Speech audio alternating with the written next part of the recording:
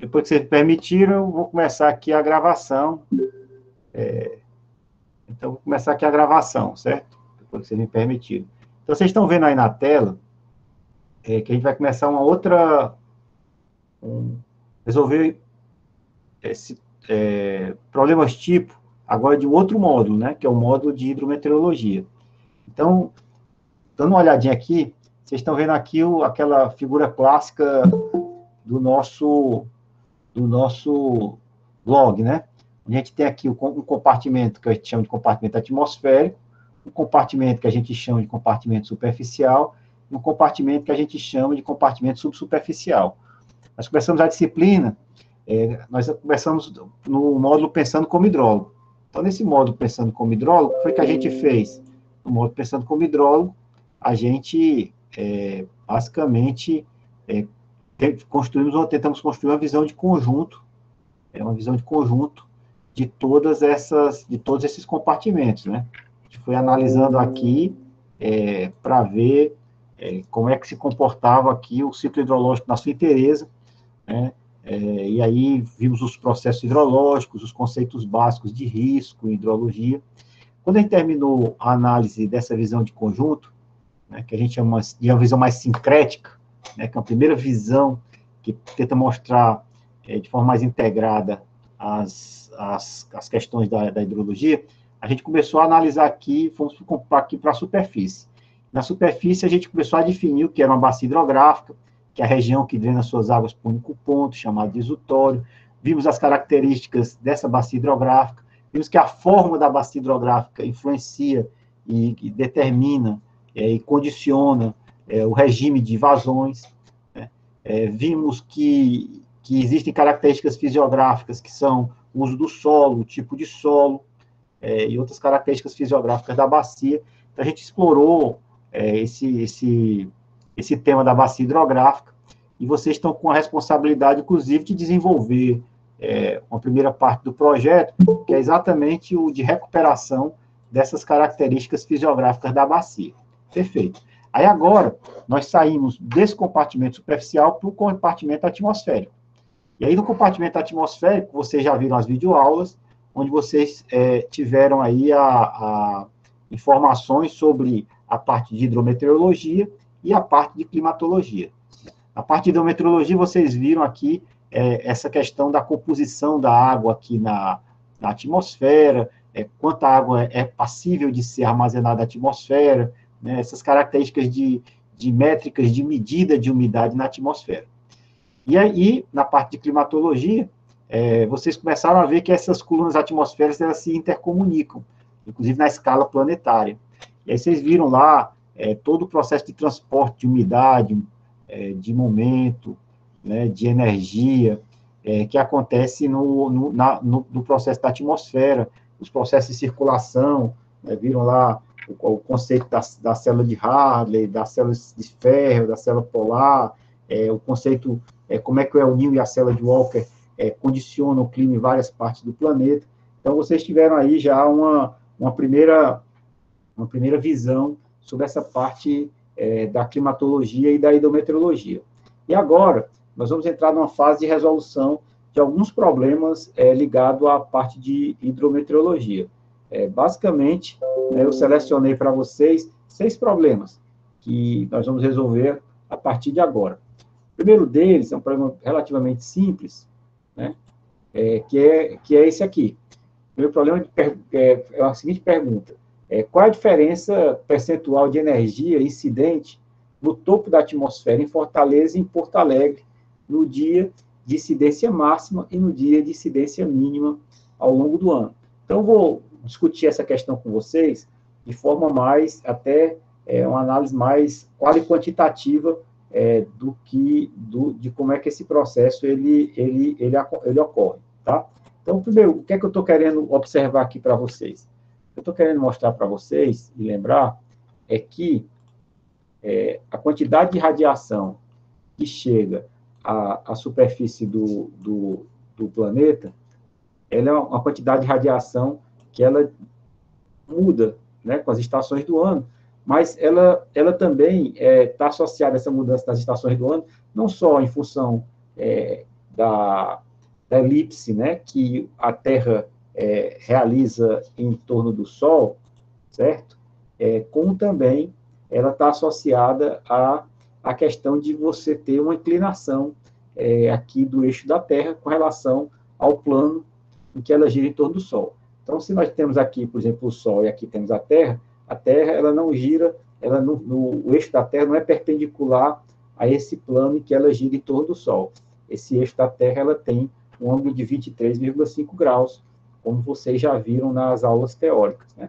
Esse ângulo de 23,5 graus faz que em uma parte, em um momento dessa trajetória, o Polo Sul fique mais próximo ao Sol do que o Polo Norte, né? O Polo Norte aqui ele não está recebendo de forma direta radiação solar, e nesse caso aqui acontece que o Polo Norte recebe radiação mais direta e o Polo Sul passa um período sem receber essa quantidade de radiação.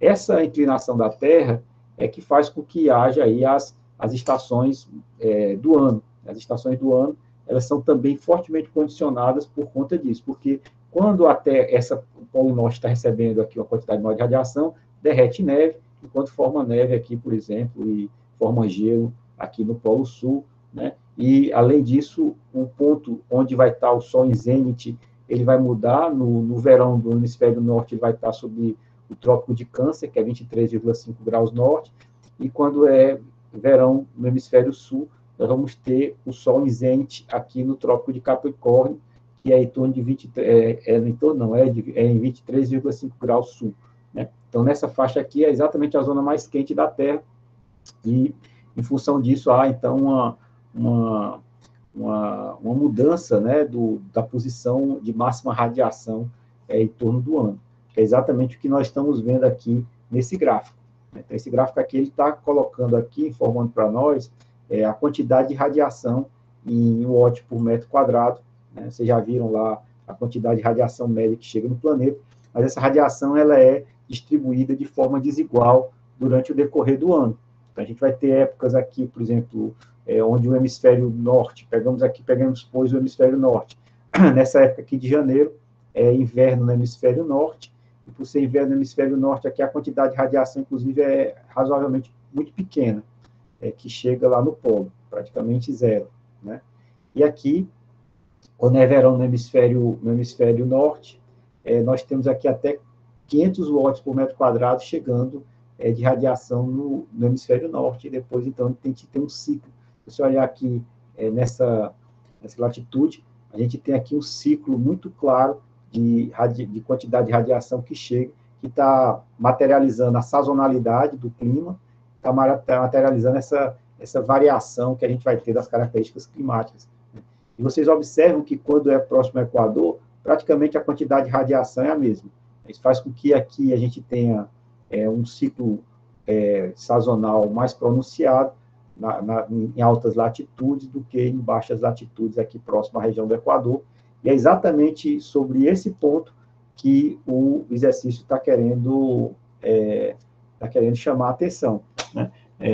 Então, a gente sabe que Porto Alegre vai estar aqui em torno de uma latitude de torno de 30 graus sul, né? Então, Porto Alegre vai estar aqui numa latitude em torno de 30 graus sul, né? E Fortaleza está em torno aqui de 3 graus sul. Então, a gente vai observar nesse gráfico que Porto Alegre, no máximo, vai ter vamos pegar aqui Porto Alegre, né? Então, Porto Alegre aqui, ele tem aqui a latitude em torno de 30 graus sul.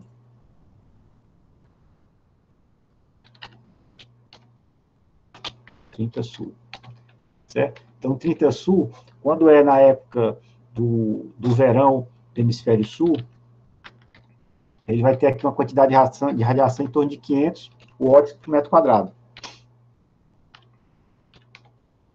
E no inverno, a gente seguindo aqui essa trilha aqui, ele vai ter em torno aqui de 200, 250 watts por metro quadrado.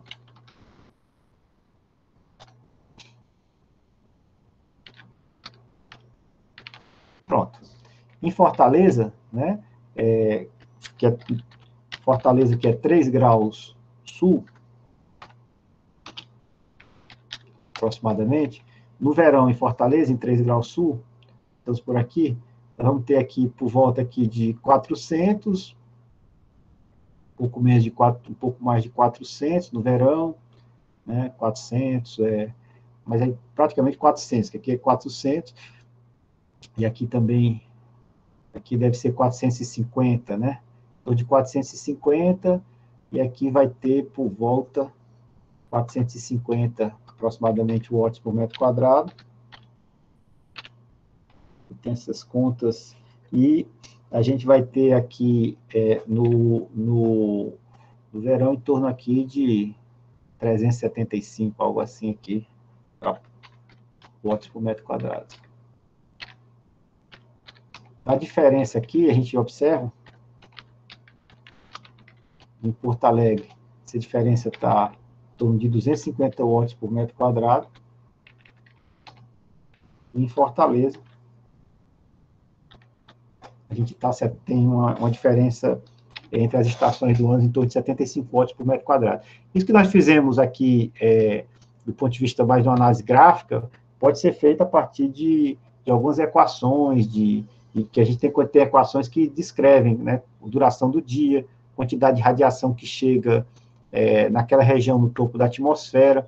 No topo da atmosfera, sim, porque vai depender de albedo, etc. A gente pode ter reflexão, uma parte dessa radiação que chega pode ser refletida em função do albedo, que está associada à ocorrência de nuvens, etc. Né? Então, porque, inclusive nessa região equatorial, às vezes recebe na superfície uma quantidade menor de radiação do que 3 Sul, em função do albedo, né? Porque essa região aqui é a região onde você vai ter uma nebulosidade mais elevada. Então, sem levar em conta isso, pensando aqui no topo da atmosfera, naquela região, a gente vai ter essa diferença. Então, tem equações, inclusive, que nos informam, né, possibilitam uma quantificação disso, mas o que eu queria mostrar para vocês hoje era exatamente essa sazonalidade que nós temos na quantidade de radiação que chega, em função da posição da latitude, e essa pronunciada sazonalidade que faz com que em Porto Alegre a gente tenha estações do ano mais bem definidas,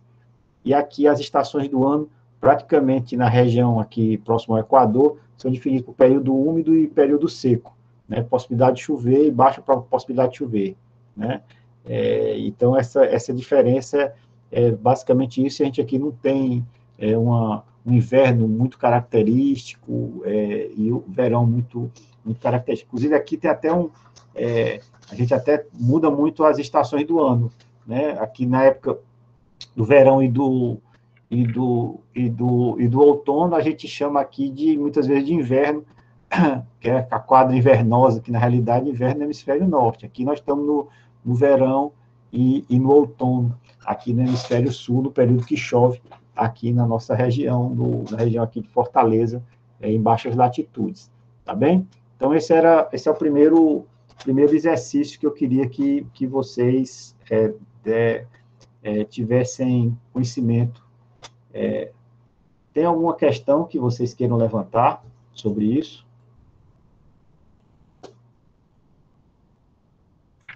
Professor, eu não entendo porque lá em Porto Alegre consegue ter, assim, em média, temperatura mais alta do que em Curitiba, que tem uma latitude mais baixa.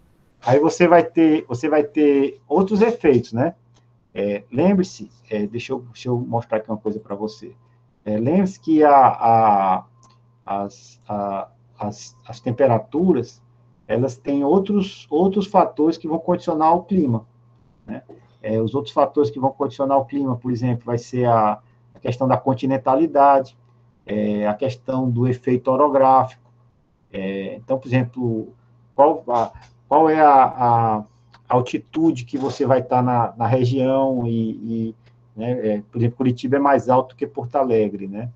Já tem um efeito também já orográfico, tá certo? Então, você vai ter outros aspectos o efeito da continentalidade, né? Porto Alegre tem uma grande lagoa que estabiliza mais o clima do que vai acontecer em Curitiba.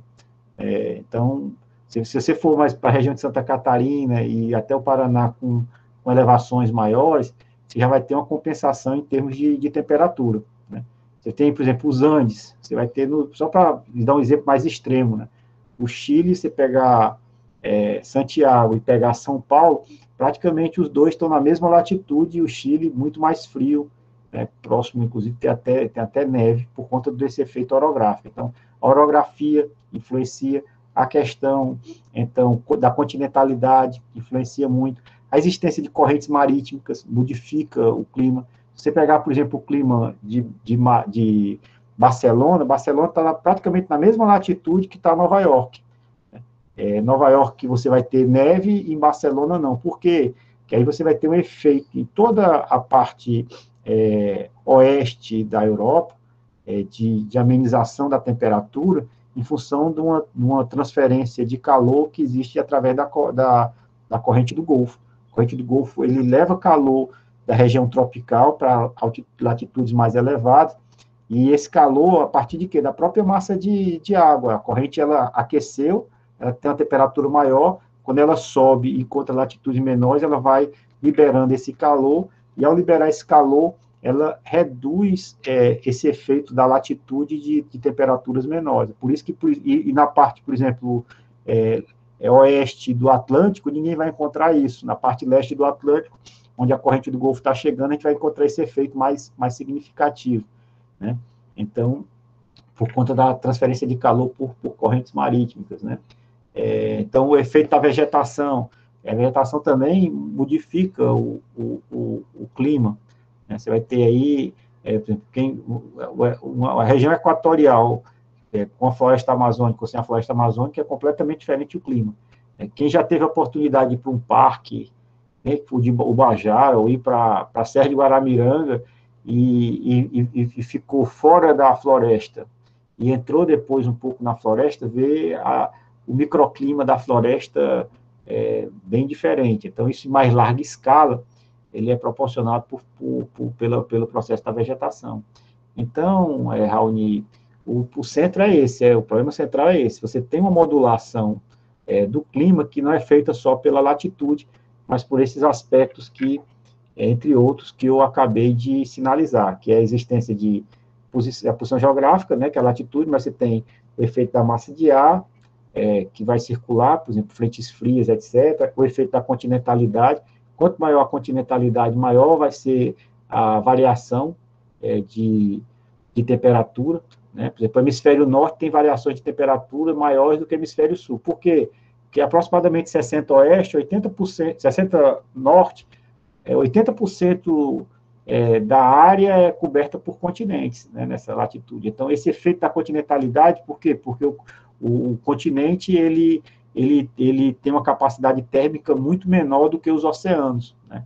E aí a variação de temperatura é maior, porque ele absorve uma quantidade menor de calor, ele armazena uma quantidade menor de calor do que os oceanos. Então, você tem o efeito relevo, que eu já falei, vegetação, correntes marítimas e, obviamente, o efeito humano, né, que aí vai modificando os padrões, colocando mais aerossol, menos aerossol na atmosfera, cortando floresta, construindo lagos, e aí criando microclimas, né? O próprio Castanhão tem um microclima em torno dele. Deu para ver, Raoni? Então, a diferença entre elas, às vezes, não é... A latitude não define tudo, certo? Por conta desses outros fatores climáticos aí. Mas ela não define tudo, mas ela é um fator, em grande escala, o mais relevante, possivelmente. Os outros, eles são complementares, mas têm efeitos locais significativos e também influenciam a grande escala, né? Por exemplo, a Amazônia influencia a grande escala por vegetação. Ok, Então, Rony? eu entendi. Então, assim, é por causa daquele grande volume de água que tem em volta da Austrália que torna aquele país tão quente? Então, não, assim, a Austrália melhora a questão, o efeito oceânico, mas, por exemplo, se você pegar... Aí, obviamente, na Austrália, é outro caso aqui que vai ter um outro tipo de problema, que vai ser... Deixa eu pegar esse aqui. Que a gente vai ter também ligado à questão de circulações. Você está vendo aqui esse mapa da precipitação? Tô sim. Pronto. Então, aqui você vai observar que na mesma latitude, a gente às vezes vai ter áreas aqui, só por esse mapa da chuva, Você vê que aqui é a zona de convergência intertropical, né? Então, aqui está a Austrália, que você sinalizou. Você está vendo, inclusive, que a parte leste da Austrália é diferente da parte oeste, né? O deserto da Austrália está aqui, localizado aqui nessa região, e essa parte oeste aqui é muito mais seca. Praticamente quase toda a população, né? Sydney, Canberra, né? Estão todos localizados aqui na parte leste da Austrália. Por quê? Porque ela é mais úmida. Por que ela é mais úmida? Eu vou lhe mostrar por quê. Aqui nós estamos na região aqui de 30 graus sul, tá? Que é aqui onde eu falei aqui, ó. Aqui é Porto Alegre, né? Essa região aqui de 30 graus sul. Nessa região aqui, em torno de 30 graus sul, você vê que boa parte aqui dessas localidades, né? Tem precipitação muito baixa. Se pegar 30 graus norte, mais ou menos aqui, né, onde está aqui o deserto de Sonora, deserto aqui do sul da Califórnia, deserto de Sonora aqui no México, né? Você vai encontrar também aqui desertos como o do Saara.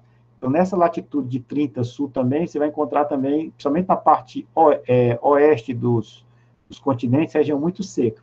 Aí a explicação também não está associada só à questão, de novo, de latitude, tá? Tem a ver com a questão da circulação do ar, né, da atmosfera. Vocês lembram que, quando vocês estavam estudando aí, vocês viram que tem aquelas 3 células de circulação, que é a célula de Walker, a célula de ferro e a célula polar. O que acontece nessa parte dos 30 graus sul?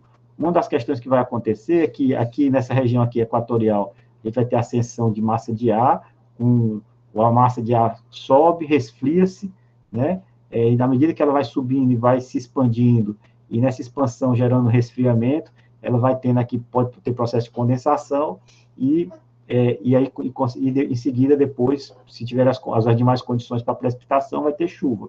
Essa massa de ar vai viajar aqui em torno de 12 km de altura, depois 10 km de altura aproximadamente, e em função da força de Coriolis, etc., ela vai se quebrar em 3 células de circulação. Se não fosse a célula de Coriolis, possivelmente essa massa de ar ia até o polo.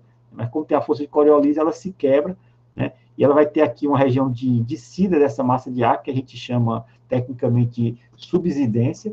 A gente vai ter essa subsidência que vai acontecer basicamente aqui na latitude em torno de 30 graus sul. É por isso que a gente vai ter em 30 graus sul a existência de muitos dos desertos mais importantes do planeta, tanto no hemisfério norte quanto aqui no hemisfério sul.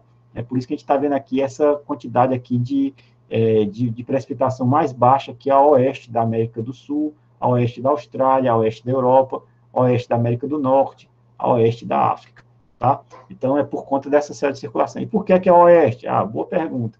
Né? Por conta dos ventos alísios, né? E do processo de circulação também. Porque como a Terra gira, né, você vai ter aquele efeito de força não inercial, né? Porque como a Terra se torna um referencial não inercial, e a gente vai ter uma força fictícia, né, que é chamada de força de Coriolis, que vai fazer com que os ventos eles tenham aqui uma tendência a ter um componente mais para o sentido leste-oeste aqui, né? Então, aqui ela vai fazer, os ventos alísios eles vão circular nessa direção, os ventos alísios aqui também vão circular nessa direção, né? Então, em função desse processo de circulação é que vai fazer com que mais ao leste que sejam as regiões mais secas aqui dos continentes, certo? Então, a Austrália vai ter aqui uma redução do efeito em função, como você sinalizou, da continentalidade, e também vai ter um efeito combinado também em função dessa circulação da massa de ar que vai descer aqui nessa região da Austrália, né? Que vai ter uma subsidência grande. Aí, quando tem essa subsidência, não tem a formação de quê? De nuvem, tá certo? Essa massa de ar desce, à medida que ela desce, ela esmaga o que está abaixo, não tem subida da parcela de ar com o seu processo de resfriamento e consequentemente, condensação. Por ela não subir, não condensar, não tem muita formação de nuvem, por isso ainda tem um balanço de radiação ainda, de absorção da radiação solar de forma mais direta, né? Então, vai fazer com que durante o dia fique mais frio e à noite, durante o dia fique mais quente e durante a noite fique mais frio, né? Porque durante a noite, como o céu é um céu sem nuvens, né? é um céu limpo, sem nuvens, você vai ter um processo que a gente chama de resfriamento radioativo. Né? A Terra não recebe calor, mas ela continua emitindo calor. Né? Todo o corpo ele vai emitir calor, né? É proporcional à equação de Stefan Boltzmann. Né? O E é igual a epsilon sigma T elevado à quarta. Né? A temperatura da Terra em torno de 18 graus vai emitir uma radiação, que a gente vai chamar de radiação de onda longa, porque se a gente comparar com a radiação de vinda do Sol, ela tem um comprimento de onda maior, em torno de 10 micrômetros, enquanto a radiação que vem do Sol é em torno de 0,7 micrômetros. Então, essa radiação de onda longa vai ser emitida para a alta atmosfera, e à medida que isso vai acontecendo um processo de resfriamento da superfície da Terra. Por isso que a noite vai ficando mais fria, né? E aí você vai ter, nessas regiões com características mais desérticas, noites muito frias e dias muito quentes. Né? Então, a capacidade térmica baixa do continente associado com o processo de resfriamento radioativo que vai acontecer à noite. Então, aí você vai ter esse outro efeito que vai gerar variações de temperatura mais significativa na Austrália e nessas regiões mais desérticas em função do processo de resfriamento radioativo. Né? Então, você tem razão que vai ter o efeito continental superposto a essa questão da circulação mais geral na Austrália, que vai gerar o processo de subsidência, e esse processo de subsidência vai gerar desertos, mas na parte oeste da Austrália, na parte leste, né, você vai ter já uma região mais úmida, onde estão concentradas as principais cidades com maior população da Austrália, onde você vai ter agricultura e onde você vai ter outras atividades, né? E essa região mais a oeste, ela vai ter essa característica mais desértica, de dias quentes e noites frias, tá certo? Então, você vai ter aí um sistema com mais extremos. Tá bom, Raoni? Entendi, professor. Pronto. Então, vamos seguir, certo? A segunda eu informo até para vocês que já comecei a deixar, eu coloquei já as planilhas com as respostas dos outros módulos, já deixei na página de vocês, tá? Na página de vocês como chama? No Google Classroom. Então, o Google Classroom já tem essas informações. Então, vamos para a segunda questão.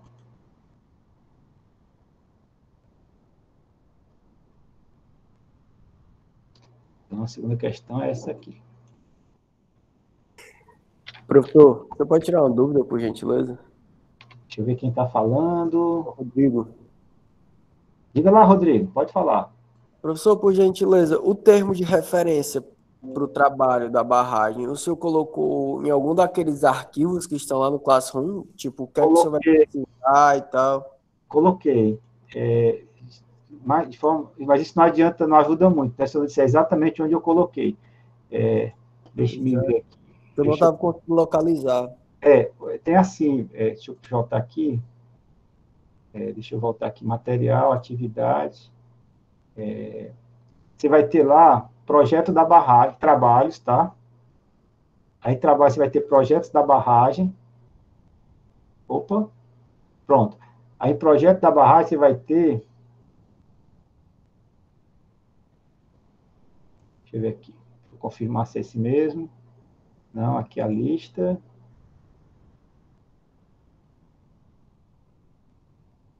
Termo de referência, cadê?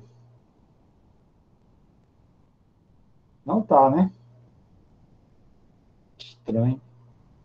Aqui colocou o projeto. Deixa eu ver aqui, então. Vai estar, pelo jeito aqui, parece que ao invés de seguir com 4 arquivos, projeto da barragem DOC, shape e dados. Faltou, aqui entrou o que está com o projeto da barragem, não está o termo, está a lista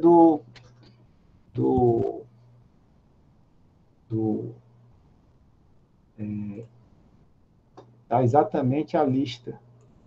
Deixa eu ver agora.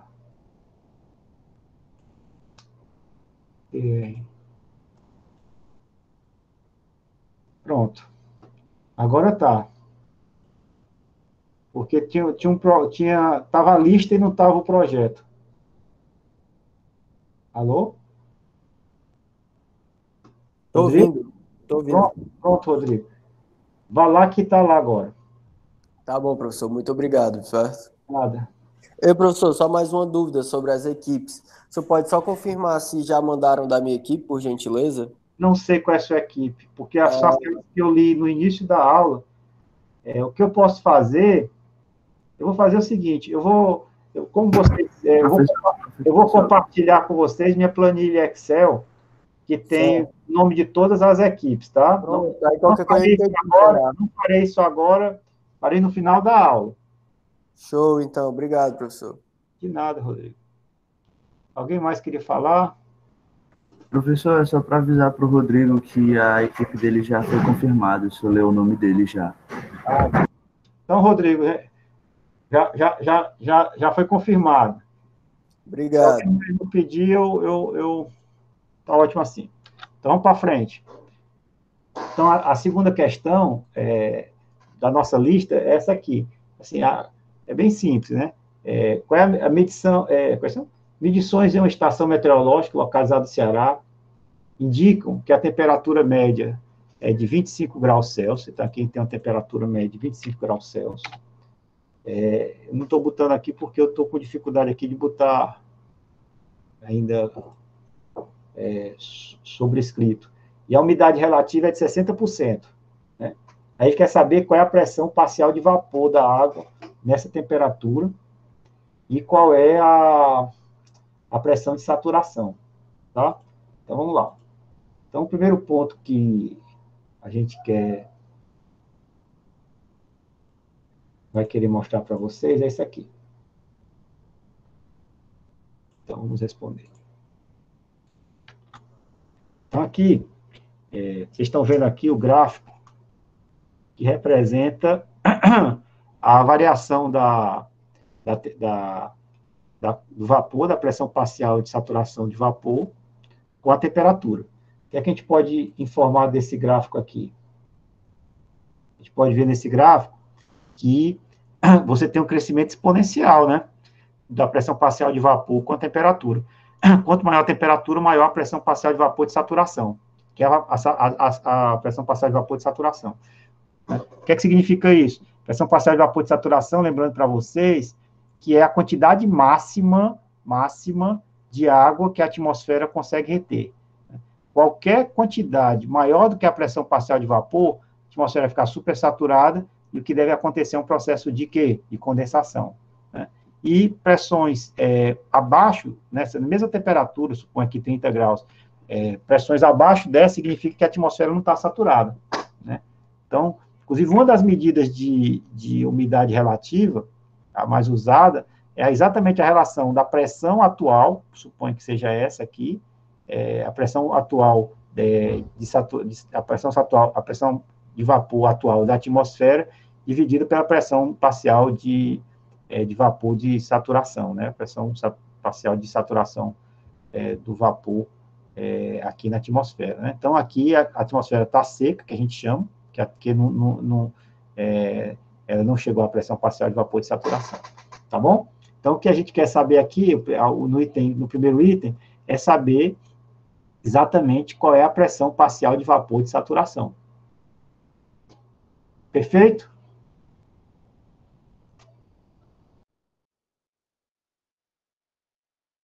Então, vamos lá. Pressão parcial de vapor de saturação. Então, a gente tem uma equação, que é essa aqui, certo? Que é a equação que nós utilizamos usualmente para representar a pressão parcial de vapor de saturação.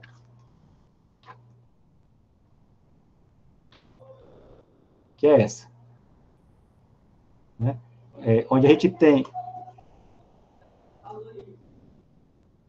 vai ter que a pressão parcial de vapor de saturação é dada por isso aqui, 611 exponencial de 17,27T dividido por 237,3 mais T. Então, essa aqui é a equação da pressão parcial de vapor de saturação. Essa é a equação que tem dimensão, né? a temperatura vai ser dada em graus Celsius e a pressão parcial de vapor de saturação vai ser dada em Pascal. Então, aqui, a gente pode colocar essa equação, 611 exponencial de 17,27 vezes D4, que é exatamente a temperatura dividido por 237 mais T. Pronto. Então, aqui a gente sabe que a pressão parcial de vapor de saturação é essa. É simples? Então, o conceito básico é esse conceito dessa equação aqui, que representa a pressão parcial de vapor de saturação. Essa figura eu acho interessante, porque aqui ela vai mostrar que nessa faixa aqui, a pressão parcial de vapor de saturação do líquido é maior também do que a do gelo, né? Isso aqui possibilita aquele efeito que nós conversamos, que é o efeito de Bergeron, né? Bergeron, né? Para a formação de nuvens, nuvens frias, né? A formação de precipitação de nuvens frias está associada a esse conceito, né? Que é o conceito de pressão parcial de vapor de saturação do líquido ser diferente do gelo, a água na forma líquida ser diferente da forma do gelo, que vai permitir o crescimento dos cristais. Tá bom?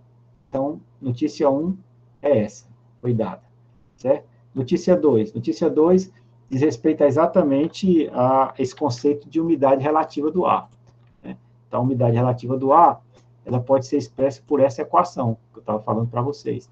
O que é que diz essa equação? Essa equação está dizendo que a umidade relativa do ar é a pressão atual dividida pela saturação, né? Muitas vezes expressa em percentual, né? Se ela é expressa em percentual, a gente multiplicaria isso aqui por 100.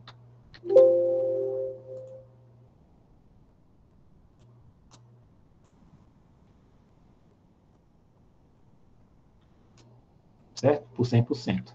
Aí a gente tem a umidade relativa em termos percentuais. Então, se eu tiver a umidade relativa aqui, se eu souber quem é o valor do E saturado, e eu saber na umidade relativa, eu sei a pressão de vapor atual, tá? Que é exatamente isso que foi feito, né? Que é exatamente o D5, que é a umidade relativa, vezes a pressão parcial de saturação, vai me dar a pressão de vapor atual.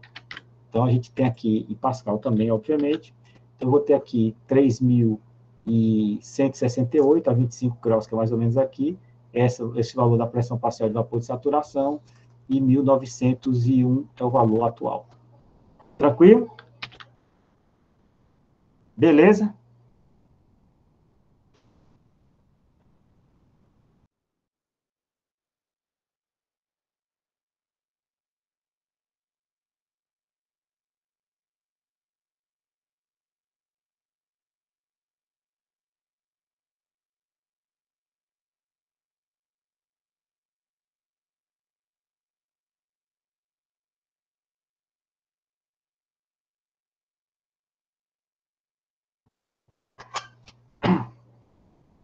Vamos lá.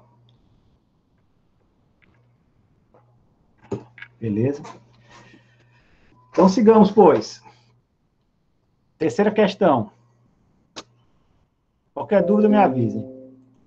Terceira questão, vamos lá ver qual é. Determine a temperatura de ponto de orvalho. Copiando no quadro.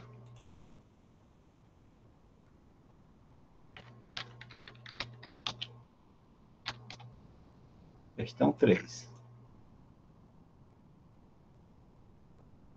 Então, determine a temperatura de ponto de orvalho do ar atmosférico próximo ao nível do mar, a 23 graus Celsius, né? Então, a gente sabe também aqui que é próximo ao nível do mar.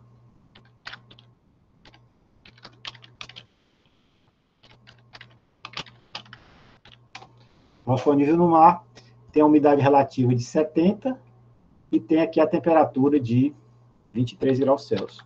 Então, vamos lembrar aqui o conceito de temperatura de ponto de orvalho. Vamos lá, temperatura de ponto de orvalho. Vou pegar aqui um gráficozinho que pode nos ajudar nisso.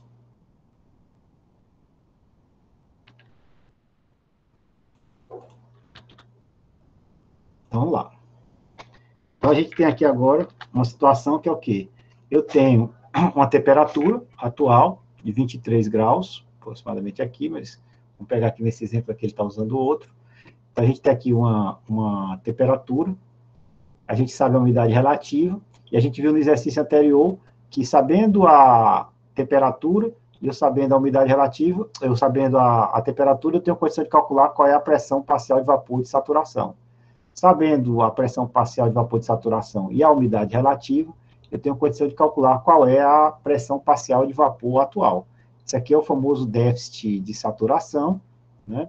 E a umidade relativa expressa esse déficit de saturação. Então, a gente vai observar agora que temos que trabalhar um outro conceito. Qual é o outro conceito? Que é o conceito de temperatura de ponto de orvalho. O que é a temperatura de ponto de orvalho? A temperatura de ponto de orvalho é aquela temperatura em que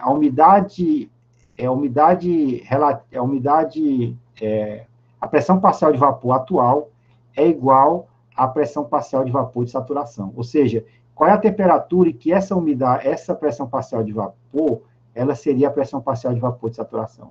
Essa aqui é o que é chamado de temperatura de ponto de orvalho, em inglês aqui, dew point. Ok? Então, esse é o conceito de temperatura de ponto de orvalho. Tá bom? Tá claro aqui? Então, é isso que a gente vai querer encontrar. Então, a gente vai pegar, querer saber qual é essa temperatura. Então, de fato, se a gente voltar aqui no exercício anterior e pegar essa equação,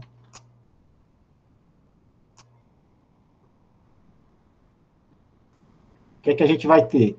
A gente vai ter a gente vai dizer que o ES, nesse caso aqui, o ES é igual ao E, certo? Então, quando o ES é igual a esse E aqui, ó, que é exatamente eu transladar desse ponto até esse ponto aqui. Então, a temperatura em que isso vai acontecer é a temperatura de ponto de orvalho. Certo? Então, de fato, eu posso reescrever essa equação e aí calcular qual é o valor da temperatura de ponto de orvalho, substituindo então esse ES. Foi exatamente isso aqui que foi feito aqui. Né? Então, esse aqui vai ser, olha, eu vou tirar aqui esse ES dividido por 611, o logaritmo dele, multiplicado aqui por 273 mais T, e aí eu vou fazer essa manipulação, tá? Eu não tenho aqui o velho quadro negro, tá certo? Eu não vou fazer a dedução de forma explícita, mas vocês conseguem fazer isso com álgebra muito simples e chegar a essa equação aqui, né? Que isso aqui vai ser a famosa equação da temperatura de ponto de orvalho, e essa temperatura de ponto de orvalho vai ser 17,23. Observe que a temperatura atual é 23 graus, e a temperatura de ponto de orvalho é 17,23. Ou seja, sempre a temperatura de ponto de orvalho vai ser menor ou igual à temperatura do ambiente. Quando a temperatura do ambiente, quando elas duas forem iguais, é porque nós temos uma atmosfera, o quê? Saturada, certo? Então, a saturação. Então, essa diferença entre a temperatura de ponto de orvalho e a temperatura do ambiente mede, informa o nível de saturação da atmosfera. Essa temperatura de ponto de orvalho, ela é muito interessante, porque ela tem uma física, ela tem um significado físico muito relevante. Qual é o significado físico dessa temperatura de ponto de orvalho? O significado físico dessa temperatura de ponto de orvalho que é exatamente a temperatura em que a gente vai ter o processo de condensação. Né? Então, vamos olhar aqui um pouco mais. Porque, veja, quando a temperatura chega à temperatura de ponto de orvalho, a atmosfera está saturada. Se ela continua se resfriando aqui, se a atmosfera continua resfriando, ela vai agora ter uma quantidade de água, supõe aqui, nessa temperatura aqui, a quantidade de água que tem na atmosfera é maior do que a capacidade máxima que ela tem de estocar essa água, de armazenar essa água, de manter essa água. Então, essa quantidade de água aqui extra, ela vai ser objeto de quê? Nada mais, nada menos do que o processo de condensação, tá certo? Então, o processo de condensação surge daí. Então, ela é chamada de temperatura de ponto de orvalho exatamente por conta disso. Porque se você tiver uma noite, por exemplo, E através daquele resfriamento radioativo que eu falei no exercício anterior, acontecer da redução da temperatura e a temperatura chegar a temperaturas menores do que a temperatura de ponto de orvalho, a água que está retida na atmosfera vai o quê? Vai precipitar na forma de orvalho, e aí vai ficar aquela água nas folhas das plantas e nas diversas superfícies, essa água vai precipitar sobre essa superfície, né? E vai formar aquela nuvem, né? O que a gente denomina de neblina, aquela neblina característica ali, ou a neblina, ou vai orvalhar sobre a superfície quando acontece essa temperatura de ponto de orvalho. E essa temperatura de ponto de orvalho também na própria, quando a massa de água, aquela parcela de água, ou melhor, aquela parcela atmosférica começa a subir, e naquela subida daquela parcela de água, ela se expande, se resfria, na hora que ela acontece a expansão e resfriamento, e a temperatura dessa parcela de ar chega à temperatura de ponto de orvalho, começa a ocorrer a condensação. Né? Então, a gente vai chamar aqui a base da nuvem, normalmente, vai estar associada a essa temperatura de ponto de orvalho, porque se a atmosfera sobe numa adiabática seca, né? E aí chega um momento em que essa temperatura agora ela saturou, ela passa a partir daquele ponto a subir numa adiabática úmida, e aquele ponto, aquela altitude em que chegou a temperatura de ponto de orvalho vai definir exatamente a base da nuvem. Né? A base da nuvem ela é uma base plana. A nuvem ela é um pouco ondulada na parte superior, com o processo de circulação, e a base dela é plana, que é exatamente a altitude em que nós chegamos na temperatura de ponto de orvalho, na subida da adiabática seca. Mas é seca, não tem água? Tem água, né? Porque eu falei que a gente diz que é seca, quando a quantidade de água que está na parcela de ar é menor do que a pressão parcial de vapor de saturação. Quando a pressão parcial da parcela de ar é menor do que a de saturação, a gente diz que ela é seca. Não significa seca, não tem água. Tem menos água do que a da saturação. Depois que ela passa a ser saturada, então todo o tempo ela vai estar sendo saturada e o excedente vai poder acontecer esse processo de condensação, e nesse processo de condensação vai liberar calor latente. Esse calor latente ele vai aquecer a parcela de água, a parcela de ar, e vai aquecer também por algum tipo de troca que vai existir, apesar de a gente considerar que é uma adiabática, na realidade é uma pseudo-adiabática, porque sempre há algum tipo de troca de calor dessa parcela de ar com o meio, tá certo? Em qualquer ponto, aquela parcela termina aquecendo as altitudes em que ela passa, e ao fazer esse aquecimento vai estar acontecendo um processo de transporte de calor da superfície para a alta atmosfera. E é por isso que sempre após um processo de precipitação, a gente sente um clima mais ameno, né? Antes da chuva, quando está muito quente, a gente diz, olha, está quente, pode até chover, por conta exatamente, as pessoas têm fazem essa inferência, a partir da repetição sistemática, e que quando está muito quente, tem condições de umidade suficiente, deve acontecer uma chuva, exatamente por conta desse processo da ascensão, e logo depois da chuva, a temperatura se torna mais amena, porque houve aí um processo de transferência de calor da superfície para a alta atmosfera. Através desse processo de evaporação da água que precipita, ou a umidade está evaporando, e esse processo de evaporação transforma calor latente, calor latente, vai dar calor latente para a água para poder evaporar, e esse calor vai ser liberado em altitudes mais elevadas, tá bem? Então, esse aqui é o terceiro exercício que eu me propus a responder com vocês. Vamos para o quarto. Na realidade, vamos para o quarto. O quarto é um pouco mais trabalhoso, né? O quarto ele diz assim: calcule a quantidade de água precipitável em uma coluna. Vamos pintar aqui, manter a tradição. Pronto. Então, o exercício 4 diz assim: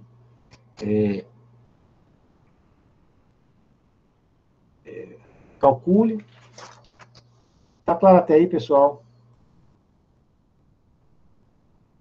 Vou olhar para vocês. Tá, ok. Então, vamos lá. Então, o quarto, ele diz assim, calcule a quantidade de água precipitável. Deixa eu ver se eu encontro uma figura aqui adequada.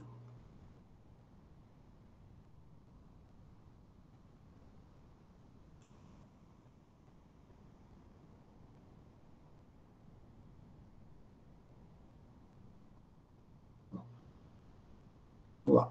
Então, calcule água precipitável em uma coluna de ar saturada de 10 quilômetros de altura, sobre uma área de 2 metros, de 1 metro quadrado. De 1 metro quadrado, localizada na superfície do solo. Considere a pressão superficial de 101,3 kPa, temperatura do ar na superfície de 20 graus, 30 graus Celsius, e a taxa de variação vertical da temperatura de 6,5 graus Celsius. Então, vamos começar aqui ao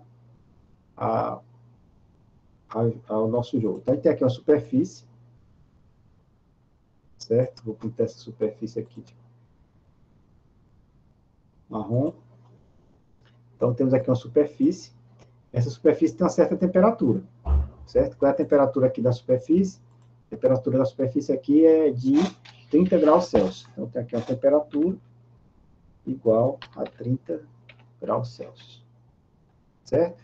E aí a gente tem aqui essa temperatura, essa areazinha aqui, um quadradozinho desse aqui tem 1 metro quadrado, certo? E a gente vai ter aqui localizada na superfície do Sol, a gente sabe que aqui vai ter aqui uma coluna atmosférica. Vamos pensar que a coluna atmosférica é essa aqui.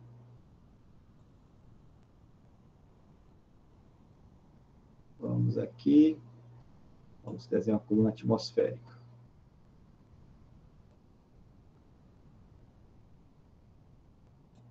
Pronto. A gente sabe que essa coluna atmosférica tem 10 km de altura. 10 km de altura essa coluna atmosférica ela tem, certo? E que a gente sabe também que a pressão aqui na superfície é 101,3 kPa. Beleza? 101,3 kPa. O que mais que a gente sabe? Temperatura 30, 101,3, e que acontece um decaimento, né, dessa temperatura à medida que vai subindo. Então, a temperatura aqui, ela vai caindo, certo? Ela vai tendo uma queda nessa temperatura, tá certo?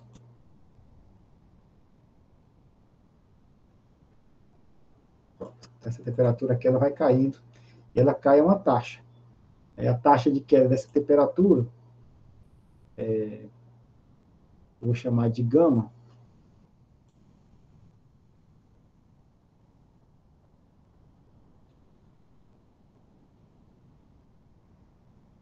Esse gama aqui, ele vai ser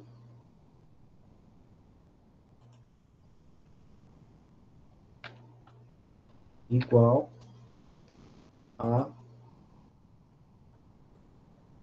6,5 graus. Graus o quê? 6,5 graus Celsius por quilômetro. Beleza? Então, essas aqui são as características. O que a gente quer saber, aqui está hipotetizando que a parcela de ar está totalmente saturada.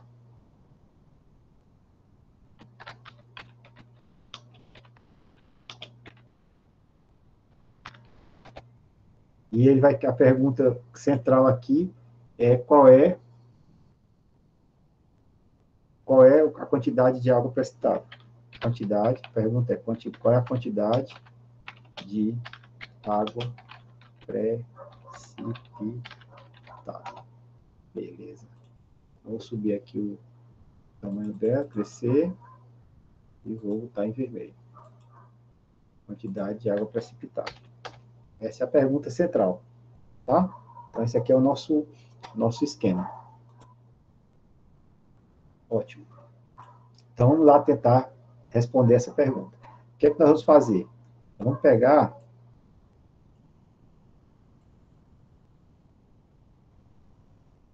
e vamos, para responder essa pergunta, vou trazer aqui essa parcela de ar aqui. Vamos dividir, né, essa coluna atmosférica, que está em 10 km, eu vou definir um delta Z. Certo? E vou dividir essa coluna atmosférica vou colocar de 2 em 2 km, como a gente vai já ver. Então, eu vou pegar aqui esse delta Z, vou dividir aqui de 2 em 2 km. Então, aqui é o de 0 a 2 km, de 2 a 4. Opa, então vou botar aqui 0, 2,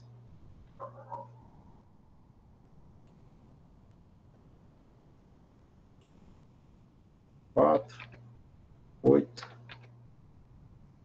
e 10. Então, essa minha coluna aqui ficou menorzinha aqui. Vou espaçar aqui para ficar melhor.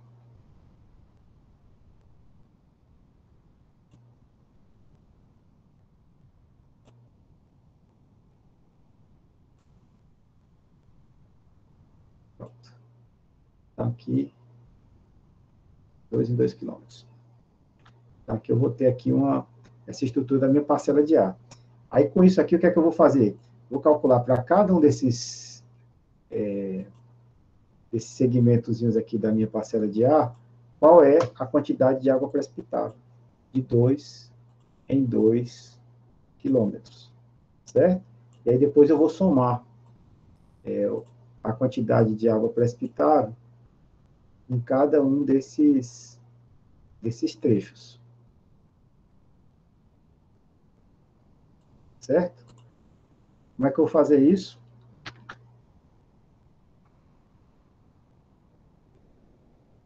Da seguinte maneira. Vou criar uma tabelinha aqui para poder operar. Então, vou trazer essa tabelinha para lá. Vou deixar aqui. Então, vou dividir, então, meu gráfico aqui.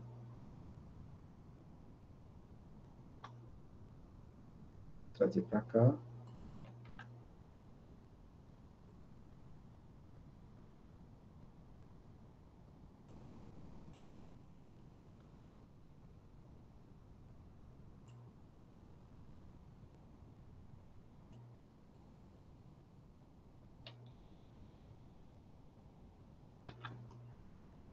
Cadê vocês? Como é que vocês estão? Então, vamos lá. Então, a gente vai fazer essa divisão aqui da minha coluna. Então, eu vou pegar aqui os valores a 0, 2, 4, 8, 0, 2, 4, 6, 8. Opa, falta aqui o 6. Está dando errado. 8. E 10. Eu vou pegar aqui valores em cada um desses segmentos aqui, que eu dividi a atmosfera. Vou pegar na parte do 0 e no 2, né? E vou tentar calcular a quantidade de água que tem em cada um desses trechos, tá certo? Dessa fração aqui que eu dividi a atmosfera. Então, eu já sei que na superfície eu tenho uma temperatura, na superfície eu tenho uma temperatura de 30 graus e tenho uma pressão de 101,3, certo? Beleza. Aí eu sei que a temperatura ela vai caindo à medida que vai subindo com essa taxa de 6,5.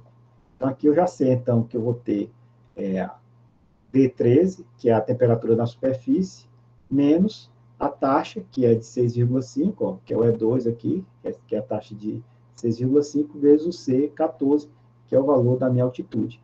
Então, com isso aqui, eu tenho essa equaçãozinha aqui, ó, né, que o decaimento é isso, então eu tenho dt, dz igual a esse valor de 6,5. Então, eu tenho, fazendo aqui a integração disso, eu tenho que T igual a T1 mais alfa delta Z.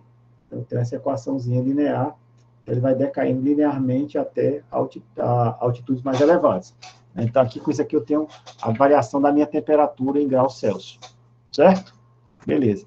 E aí, imediatamente, se eu somar com 273, eu tenho aqui a minha temperatura em graus Kelvin. Perfeito. Pronto. Muito tranquilo. Então, com isso eu já sei qual é a variação da temperatura. Aí, para calcular a quantidade de água na atmosfera, eu vou ter também que saber qual é a pressão, né? Então, a pressão eu consigo obter a partir dessa equação. A gente pode depois mostrar um pouco a dedução dessa equação, mas essa equação ela vem lá dessa hipótese exatamente de equação gases nobres e essa variação linear da temperatura, né?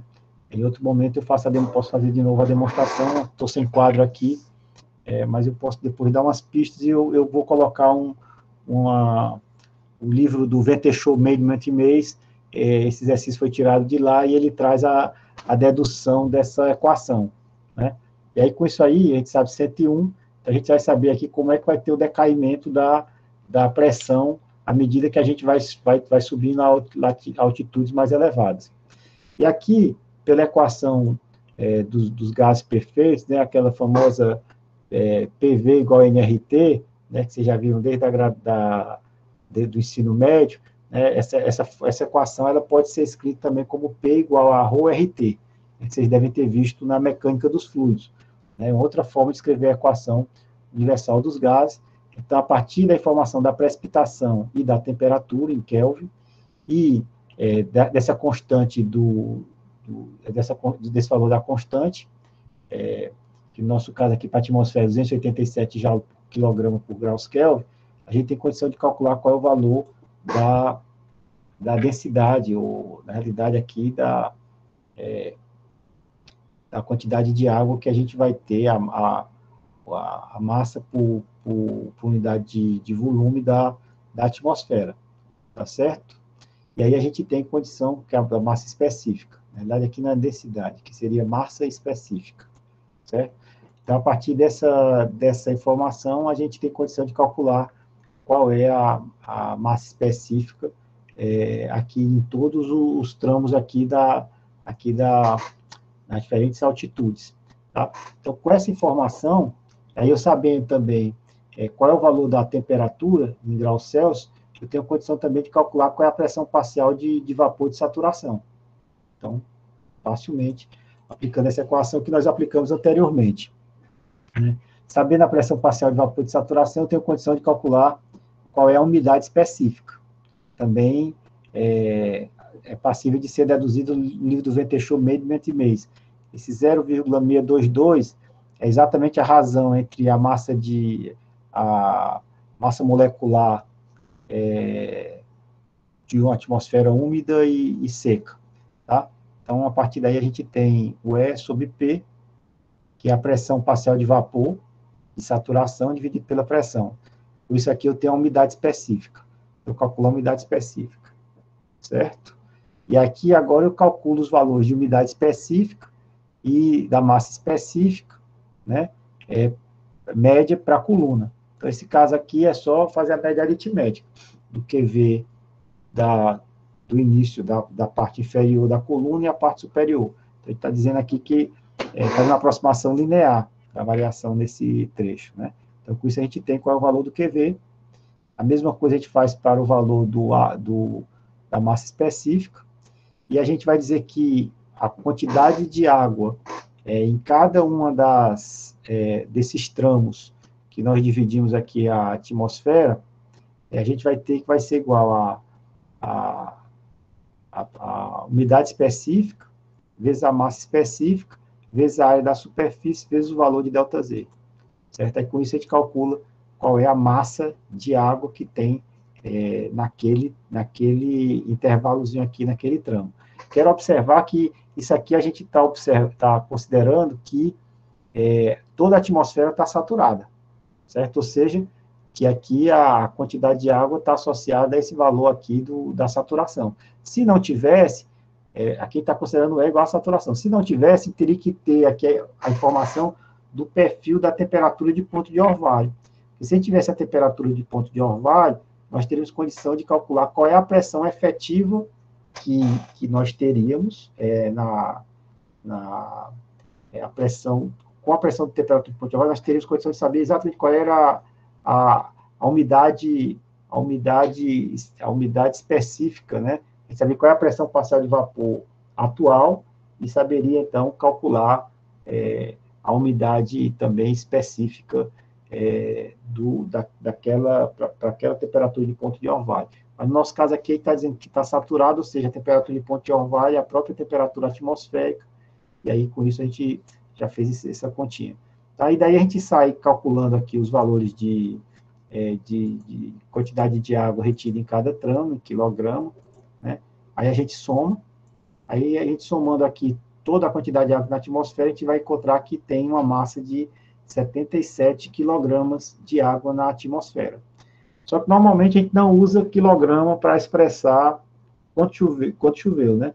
Ninguém diz quanto é que choveu em Fortaleza ontem. Choveu 77 quilos de água, né, por metro quadrado. Né? Aí quanto foi que choveu antes de ontem? Não, choveu 120 quilos por metro quadrado. Não, quando choveu 10 quilos por... Ninguém usa isso, né? Normalmente a gente transforma essa informação de massa, que seria a massa de água que precipitou, em lâmina, né? Para dar uma ideia de volume, né? Porque se você tem uma lâmina e multiplica pela área, você sabe o volume de água precipitada. Então, a gente define uma área padrão, né? Pode ser por unidade de área, e aí você calcula qual é a lâmina para essas unidades de área. No nosso caso aqui, a gente diz que a área da superfície para a qual a gente fez o cálculo é de 1 metro quadrado. Então, com isso, a gente tem condição de fazer o cálculo da lâmina, né? Que a gente sabe a massa específica da água, da forma líquida, né? Que é 1 tonelada por metro cúbico, ou 1.000 quilogramas por metro cúbico. A gente tem 1.000 quilogramas, né?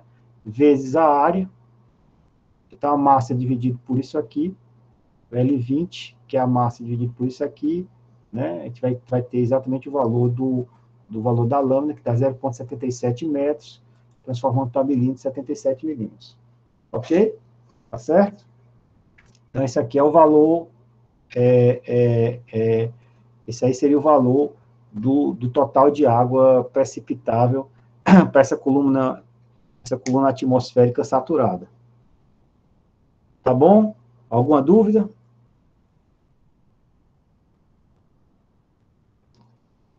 Não? Então, sigamos. Vamos então agora para o nosso próximo exercício, que é o exercício número 5. Né? Então, exercício número 5.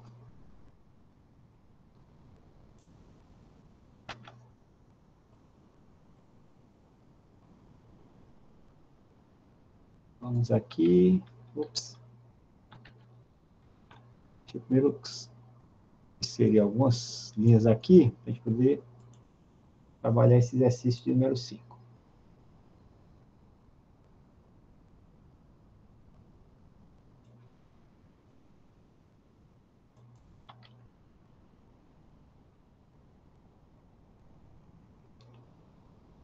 Tá.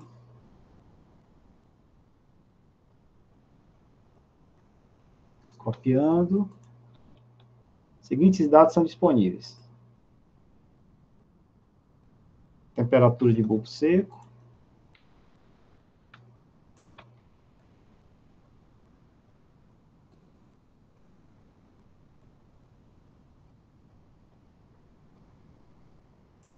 Temperatura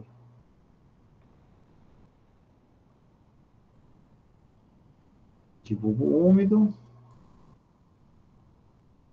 E a pressão atmosférica.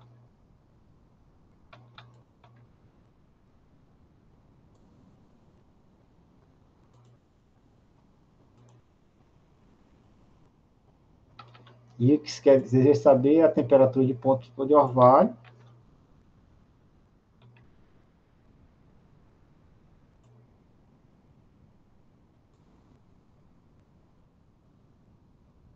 e deseja saber também a umidade relativa.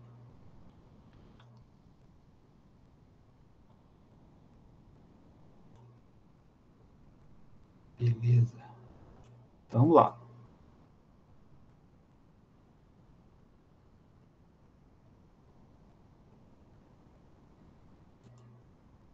Beleza.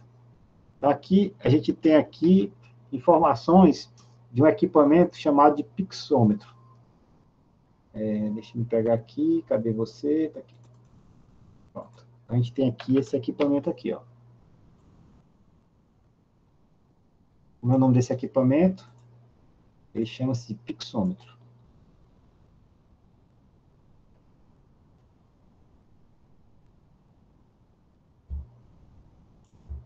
Certo? Então, o pixômetro, ele é um instrumento que tem por função calcular o valor da umidade relativa do ar. Certo? Então, esse aqui é o valor do pixômetro. Então, como é que ele vai funcionar? Ele tem aqui o que nós estamos trabalhando. Ele tem aqui 2 termômetros, um termômetro que a gente chama de termômetro de bulbo seco e o outro termômetro que a gente chama de termômetro de bulbo úmido.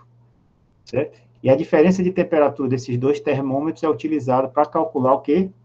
A umidade relativa do ar. Se o ar está saturado, a temperatura dos 2 termômetros é a mesma. Se o ar não está saturado, uma parte vai acontecer que no termômetro de bulbo úmido, essa água, uma parte dessa água vai começar a evaporar. Né? E esse processo de evaporação vai, para que ele ocorra, a necessidade de você fornecer calor latente para essa água evaporar.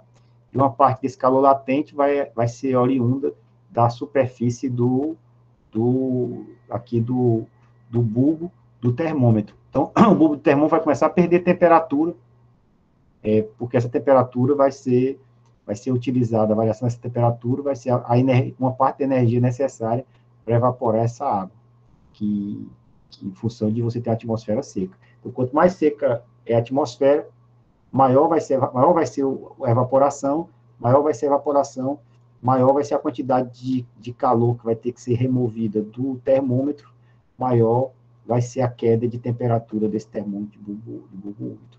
Tá? Então, em função disso, essa diferença de temperatura, ela vai nos informar a variação de quê? A variação de temperatura vai nos informar, então, a variação a umidade relativa. Tá?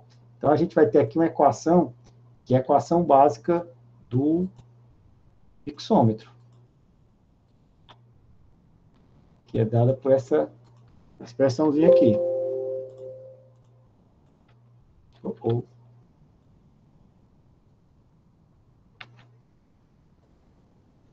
Pronto.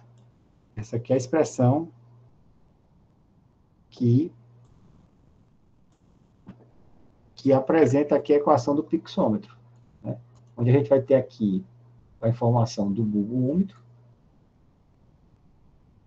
e do bulbo seco. Então, o T vai formar o bulbo seco,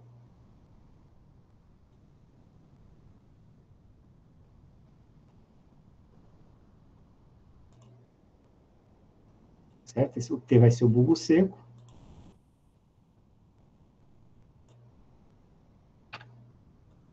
O TW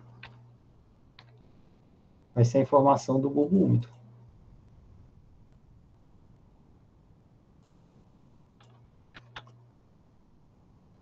Certo? E esse lambda, ou gama aqui, no caso, aqui tem lambda, esse gama aqui vai ser o que a gente vai chamar de constante pixométrica.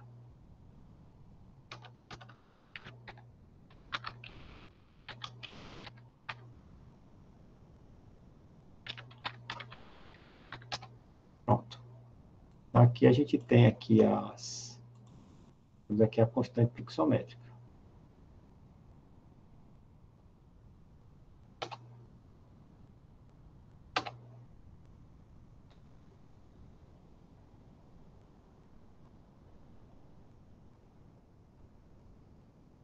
símbolo.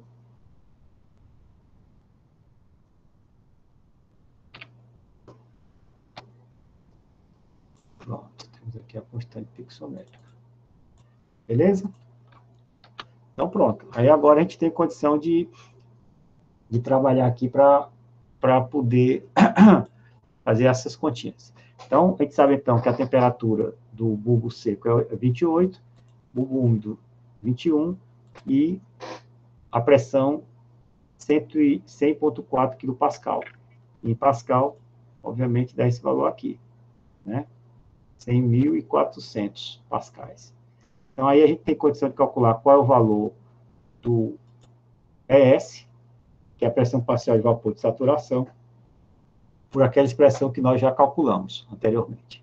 Aí aqui, a gente vai precisar, para fazer o cálculo, dessa informação que é a quantidade de calor latente, que é produzida